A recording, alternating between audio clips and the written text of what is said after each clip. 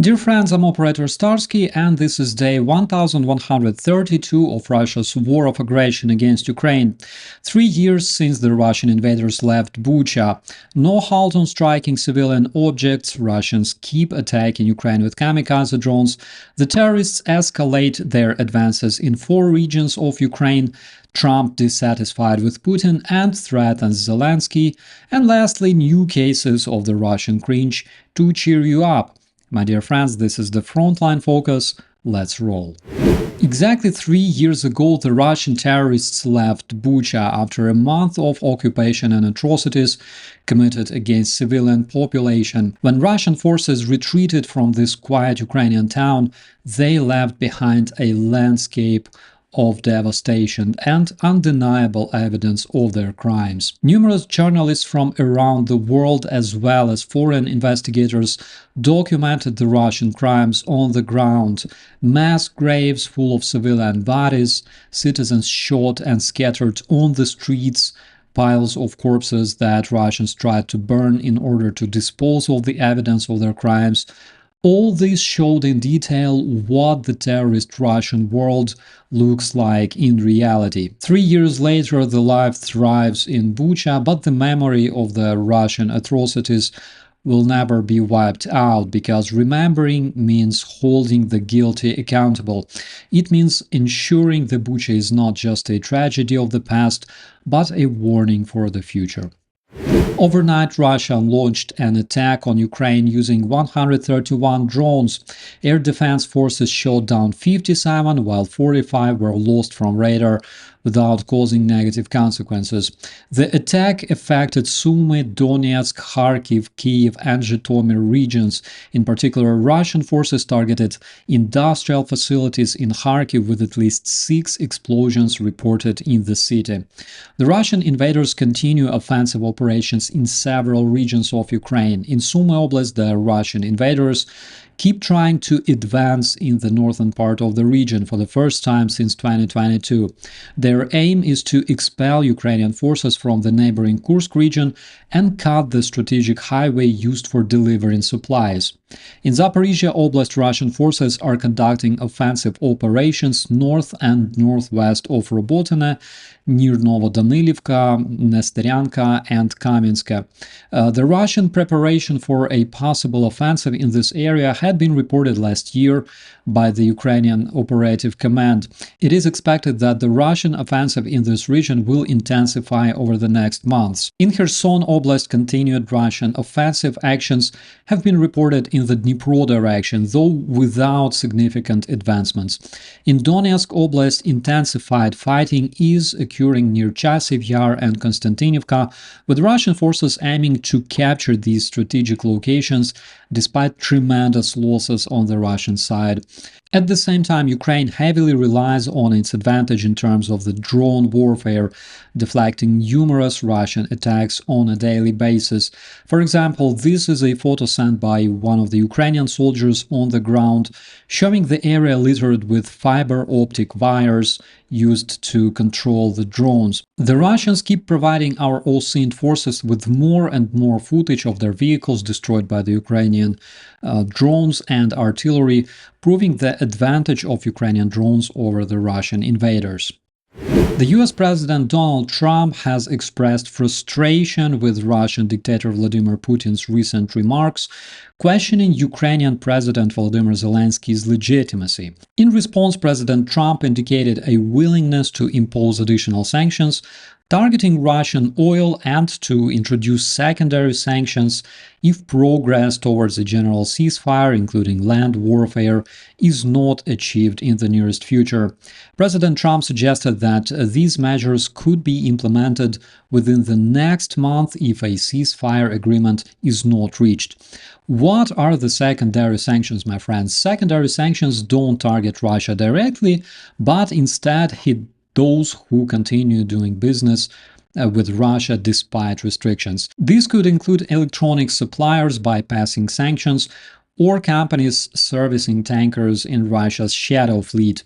The key feature of the US sanctions is their extraterritorial reach. The US often imposes secondary sanctions on third parties or countries, penalizing those who use American banks or technologies or infrastructure to deal with the sanctioned entities. For example, by mid-2024, 494 companies from 57 countries had already been hit by US secondary sanctions for supplying industrial goods, electronics, or helping Russia evade restrictions.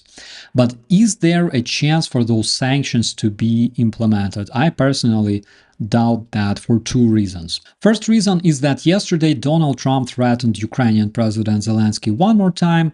He said that if the rare minerals deal is not signed, then Ukraine will expect a lot of problems.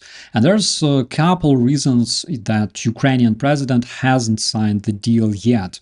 Reason number one is that this deal may interfere with Ukraine's intention to join European Union. And second reason is that the addition of the deal that was prepared to be signed by Trump got changed again. Now it involves giving the US an access not just to rare minerals in Ukraine, but to all minerals in general. Also, it still doesn't include any security guarantees for Ukraine, and apparently the US administration, for the reasons I cannot explain, does all it can to make sure this deal is not signed at all. In addition to this, today Russia's envoy Kirill Dmitriev stated that Russia and the United States have started talks on joint rare earth minerals and other projects that could be run in the terrorist federation by Russians and Americans. The internationally wanted war criminal Putin in February this year suggested that the United States might be interested in joint exploration for rare earth metals deposits in Russia, and already today Kirill Dmitriev, Kremlin's special envoy on international economic and investment cooperation, told the Russian media that talks had already begun. So what is the best and most beneficial solution for the US, and should Donald Trump align with Kremlin or with Ukraine based on the national interests of the US? What the US national interests definitely don't include is Russia becoming richer, mightier, and more powerful. Also, the US national interests definitely don't include Russia going away unpunished for its crimes in Ukraine, giving a brilliant example to other dictators. Also, the US national interests don't include smaller states realizing that the Western superpowers will fail to protect them in case Russia or anybody else attacks, and building their own nuclear arsenals around the world. My personal view is that from the standpoint of national interests, security and business, the US administration should definitely align with Ukraine, because this will benefit both countries tenfold comparing to aligning with Russia. The explanation is really simple. By placing sanctions on Russia, also investing in the American defense sector and helping Ukraine defend itself, the US administration has a chance to break the spine of the Russian war industry and force the Russian invaders to negotiate. The most important thing to remember is that Russia owes Ukraine enormous reparations, which can be used to pay out for the US military support, for example, and also help rebuild Ukraine. Now, obtaining Russian oil and gas industry as a matter of paying reparations is the absolute best way to cover all the US expenses, because Russia is an extraordinary source of income that can provide to the whole humankind. A nation that takes control over the Russian resource excavation will literally rule planet Earth. It's an extremely beneficial business, and also another brick in the wall of the international security. In the meantime, in my personal opinion, the current administration still has no developed strategy, and I really wished Donald Trump's advisors spent more time explaining the clear economical benefits of punishing Russian war criminals than, for example, texting in Signal. What makes even less sense than doing business with Russian terrorists is the almighty Russian cringe. The Rosstat, Russian agency doing statistics, published their research on the decreasing number of the Russian households using outhouses. According to the research, in 2022, almost every fifth or sixth Russian family used an outhouse instead of a toilet connected to the sewer.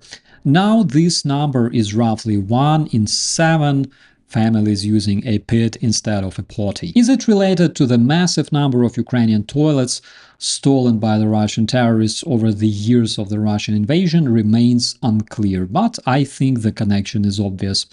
With that, my dear friends, I wish you all a beautiful day. Please subscribe to stay informed about the most important updates and some of the Russian cringe sometimes, and share this content to help Ukraine be heard.